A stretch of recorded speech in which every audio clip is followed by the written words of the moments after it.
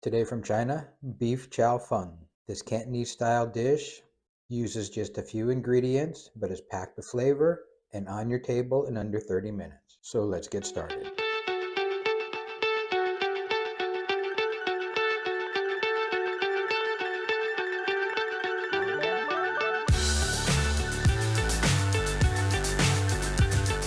So for today, we're going to use one of my new favorite ingredients, fresh rice noodles.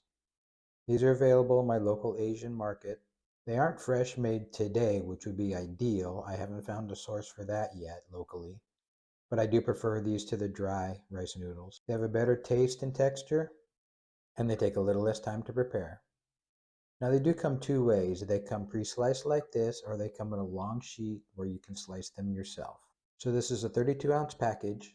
Generally speaking, they separate pretty easily, but the end of my package was a little beat up, so I had a little difficulty separating them completely. When it comes to rice noodles, you want to cook them one portion at a time. Otherwise, you risk breaking them, or they just get too soggy sitting in too much sauce. Today I'm only making one portion, so I'm pulling off about 2 ounces. 2 to 3 ounces is a typical portion for rice noodles.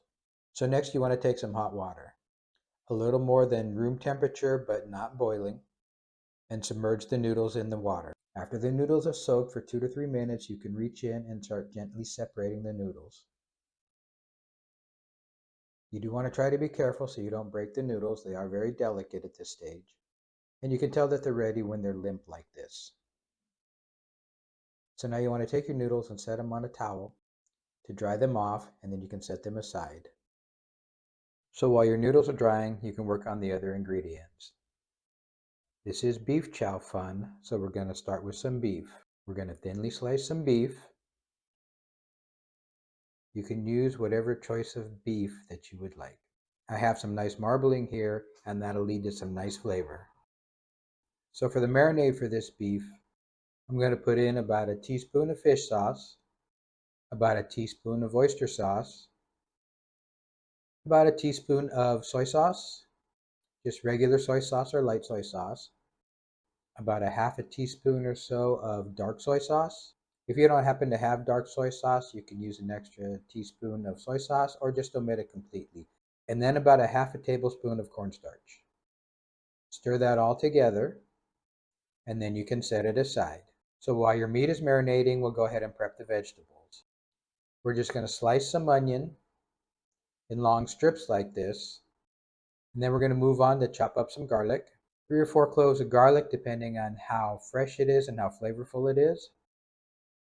I just finely chopped the garlic. And then, of course, some green onion. I use the white end of the green onions to add it with the rest of the onions to cook in the dish. And then, of course, some small slices of green onion for garnish to go on top of the dish at the end. And now that everything is prepared, it's time to cook. You can, of course, cook this in a wok. My stove does not seem to generate enough consistent heat to be able to use a wok, so I'm choosing to use a flatter pan. You need really, really high heat for this dish because it does go quickly. And especially once you get to the noodles, you're going to want to develop a little char on those noodles.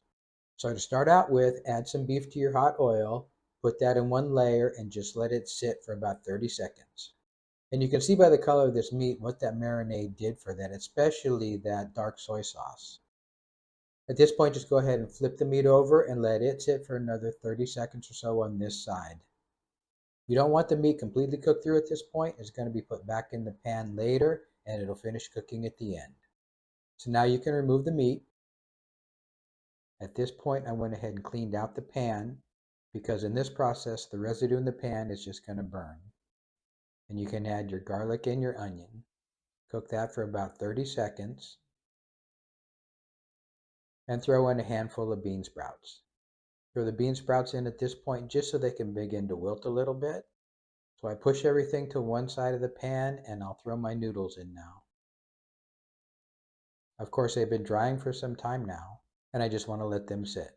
Something I neglected to say earlier is the name of this dish is beef chow fun, and it's named after the noodle. The wide noodle is a chow fun noodle, so let your noodle sit in the pan for just a minute. Throughout this process, we want to develop a little charring on the noodle. That's one of the trademarks of this dish, and it's a little harder to achieve at home than it is in a restaurant. After about 30 seconds to a minute, you can begin to flip the noodles a little bit. Just move them around in the pan, being careful not to break them. As you can see, we got a tiny bit of char starting on the noodles here. So now you can add your sauce. The sauce consists of the same ingredients as the marinade, with the exception of the cornstarch. Once you add your sauce, you can start stirring and or tossing the dish. And as you can see, the color starts changing immediately on those noodles. That's one of the things I really love about the dark soy sauce. It doesn't impart a lot of flavor, but it does give a lot of color to the dish. So once again, you want the noodles to rest a little bit on the pan so they'll develop some of that charring. You don't want to let them sit too long because they will stick to the pan, so you do want to move them occasionally. Now that you've started to develop some of that char, you want to add the meat back into the pan and any juices that it may have left behind. The meat's almost fully cooked at this point, so you're really just warming it up.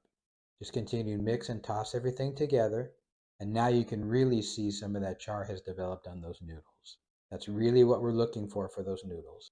As I said in the opening, rice noodles have become one of my new favorite things to cook and to eat, and as with this dish, I really like the texture and the flavor.